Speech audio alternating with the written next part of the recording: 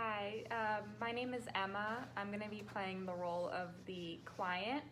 This client is a mid-20-year-old white female who is coming into a psychiatric hospital for a major depressive episode. She's had depression in the past and has a history of depression in her family, but this is the first time that there's been a major episode requiring hospitalization. Hi, my name is Sarah Faye, and I will be the therapist in this role play, and I will be using a narrative counseling approach. And this is our first session together. So using this approach, I'm trying to assess what Emma's problem is and focus on her as a person versus the problem itself to then eventually be able to come up with different coping strategies for the problem. Hi, Emma. Hi. It's nice to see you. So today's session, I really just want to get to know who you are. And I know we're in the hospital and a lot of people have been asking questions about what brought you here and your symptoms. But for right now, I'm just wondering if it's okay if I ask kind of what you do in your life, like what your hobbies and interests are. Yeah, I can answer those questions. Okay. So I'm a student. I work part-time at a grocery store. I don't know, just like, that's pretty much all I do, I guess. What else do you want to know? Okay. Coming from a student perspective myself, my first question is kind of about your friends and how that student life is really allowing you to socialize with peers. How is that going? So you're a student too? Coming from a student perspective, I was a student at a certain point, so that's kind of where my question goes. Because I know in classes and stuff, you make friends and peers, so I'm just wondering what your social life is like. Recently it hasn't been as great. I mean, I have a few friends who I see here and there, but mostly I just stay in my room and kind of keep to myself. Okay. Yeah. And can I ask, what do you do in your room? Do you have any hobbies or any things you do by yourself?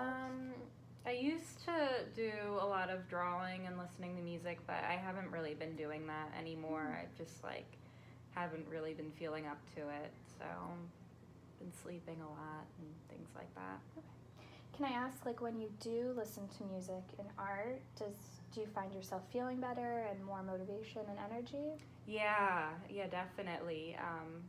I feel more relaxed and less, anxious and ready to go out, but I just haven't been in the mood to do that recently. That's interesting. Does, coming again from the student perspective, do you feel a little stressed or overwhelmed, and maybe is that kind of similar to your situation of maybe why you don't feel the energy to do those things? Probably.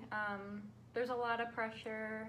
My family, they're the ones that wanted me to go to school, so I wasn't really too keen on it. Yeah. Can I ask a little bit about your family? What is your family dynamic like?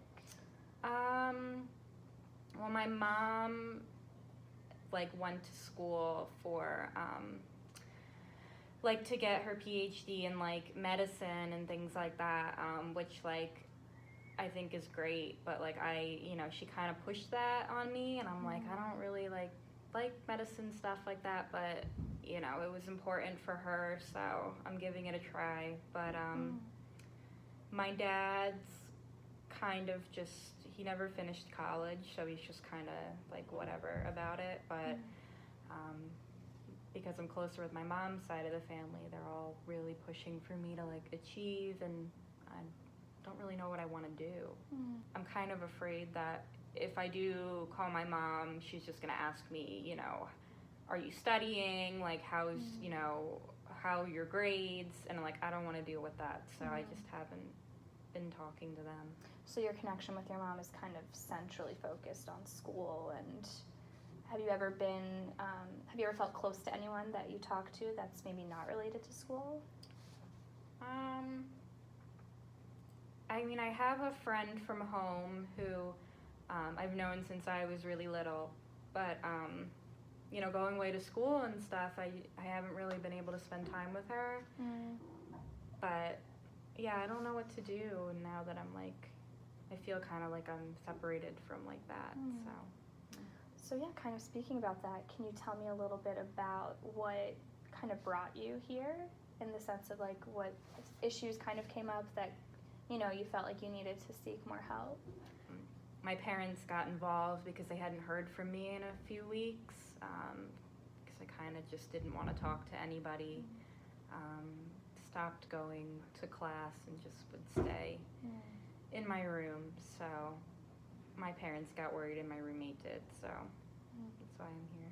And how do you feel about their involvement in, you know, your kind of emotional distress and kind of keeping to yourself? I didn't really think my roommate would care that much. So when she said something, that was kind of surprising. And I don't know, it made me feel sort of like ashamed, and like I felt kind of bad that I was like burdening her. And So I'm wondering if it's okay, like could we explore what that would feel like for you if you realize that like your family and your roommate really care about you, and it's not a burden, it's more out of love and concern? Like, how would that feel? I mean, that would feel great. That'd feel so much better than like how I feel now.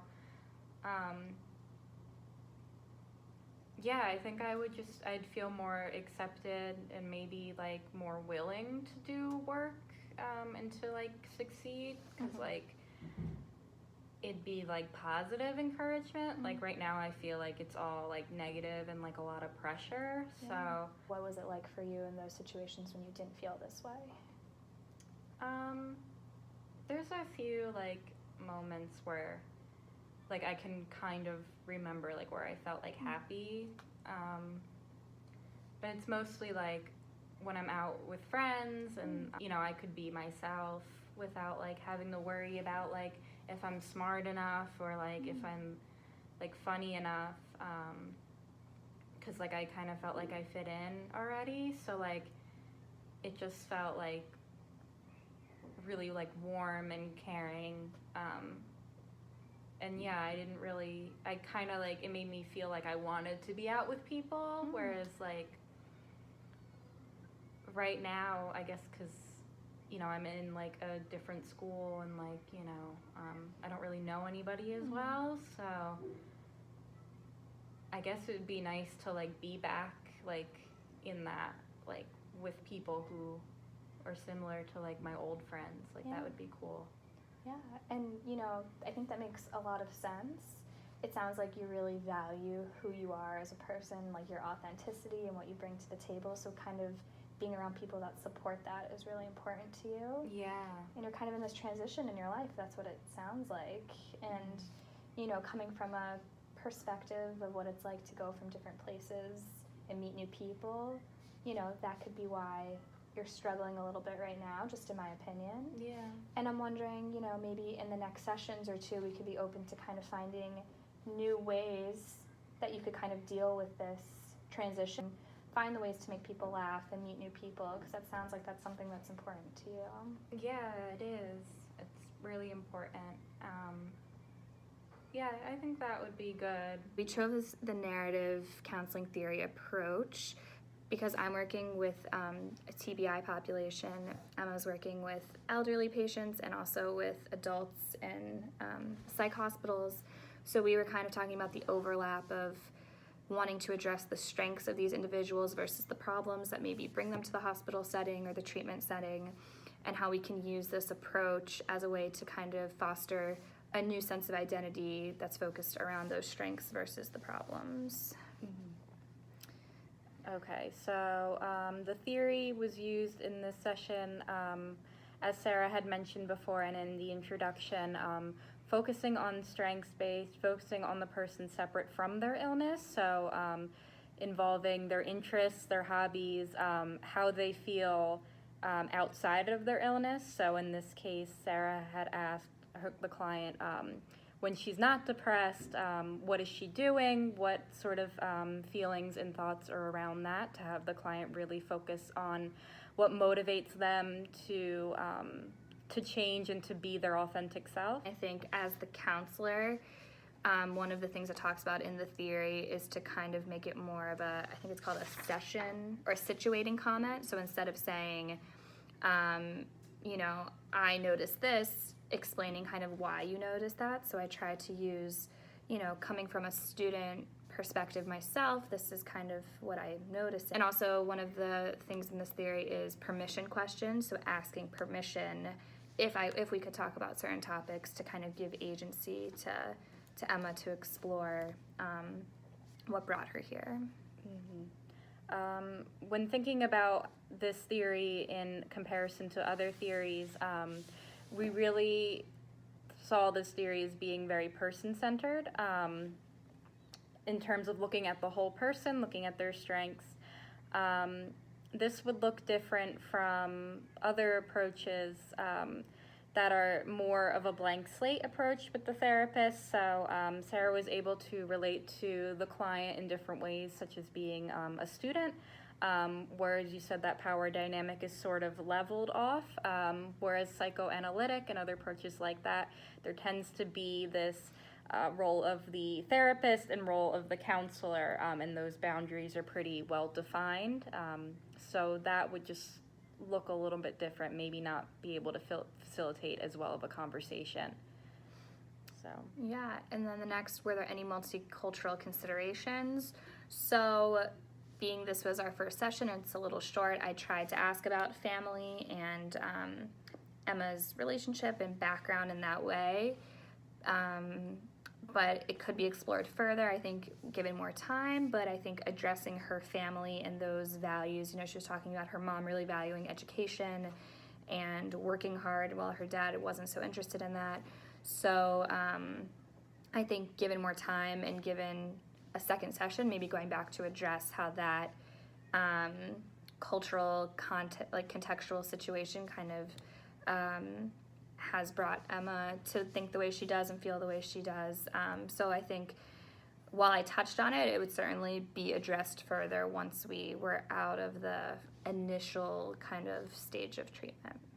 And the last question is how we would incorporate this with our CAT specialty. I think really giving the client a sense of agency and a sense of really recognizing what their strengths are can really work with the creative arts depending on the person's interest, as well as their own creative expression. And I think also just on top of that, kind of, again, taking away the focus on the problem and focusing on the client's strengths. So using the CAT specialties to really focus on what makes the client unique and feel good about themselves in a expressive and maybe nonverbal way.